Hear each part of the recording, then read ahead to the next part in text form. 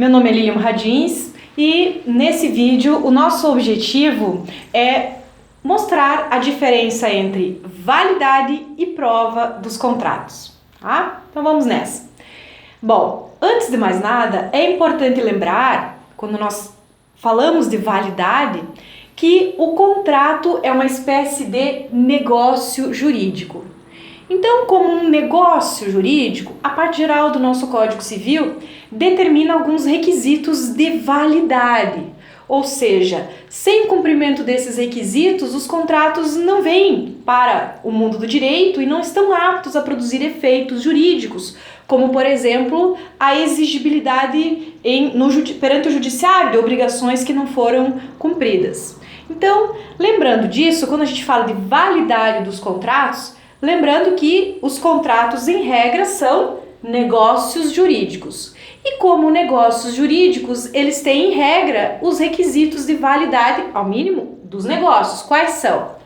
Partes capazes. Então, devem ser sujeitos para o direito, devem ter personalidade e devem, lá naquela situação específica, serem pessoas com capacidade para os atos da vida civil. Dependendo do contrato a ser feito, esse vídeo é um vídeo geral, o contrato pode exigir, além da capacidade geral, algum tipo de capacidade especial, que nós chamamos de legitimidade.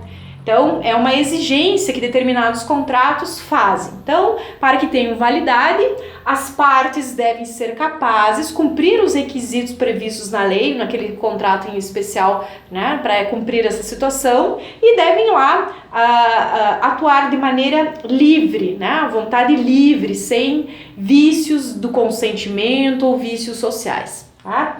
Outro requisito de validade é que aquele negócio tenha por objeto, né, bens que sejam lícitos, possíveis, determináveis, no mínimo determináveis, né? Da mesma maneira as obrigações assumidas, elas também tenham essas características. Quanto à forma, qual é a regra geral dos negócios jurídicos? A forma é livre, a não ser quando a lei em especial, para aquele negócio, para aquele contrato, exigir uma forma determinada. Aí é preciso, para ter validade, para surtir efeitos, exigir o cumprimento judicial das obrigações, que aquela forma esteja observada. Isso é absolutamente obrigatório. Tá? Em outra parte, quando nós analisamos a prova dos contratos, vamos lembrar, são negócios que surgem e aí eu preciso, por um momento ou outro, prová-los. Como que eu vou fazer a prova? Né? Aí depende do tipo de contrato. Em regra, os negócios jurídicos, os contratos no Brasil, eles são chamados de contratos consensuais. Ou seja, para que eles tenham validade, para que surtam efeitos jurídicos, não é necessário cumprir uma forma, eles não precisam nem ser por escritos, não há uma forma. Então, como é que nós provamos esses negócios em que basta, né, um acordo, um aperto de mão, uma troca de chaves, ou às vezes até o silêncio, né, dependendo dos usos e costumes, pode representar um contrato validamente firmado. Como é que nós vamos fazer isso? Como é que eu vou provar?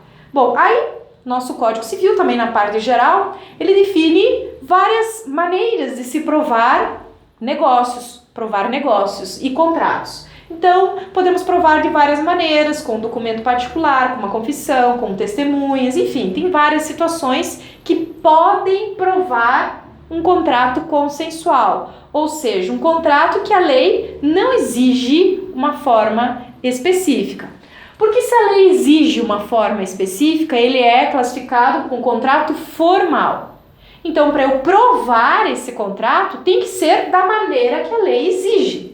Porque se não for daquela maneira, eu não posso provar, eu não consigo provar esse contrato para o fim que eu queira. Dependendo, eu queira ir ao judiciário cobrar a obrigação da outra parte, né, ou interpretar, eu preciso, se ele for formal, da maneira como a lei colocou. Às vezes a lei exige apenas um documento escrito, né? Eu preciso ter lá um documento, um papel, né, com lá as obrigações, com a assinatura das partes. Às vezes a solenidade vai muito além disso. dependendo do contrato, eu preciso de uma escritura pública.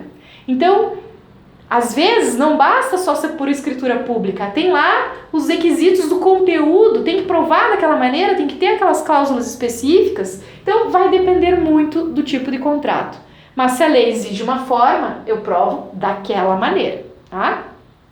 Agora, nós ainda temos um outro tipo de contrato, que são os contratos reais, que são aqueles contratos que não exigem uma forma específica, não precisa nem ser por escrito, mas exigem, vamos dizer assim, uma atitude, né? Algo que precisa ser feito, realizado.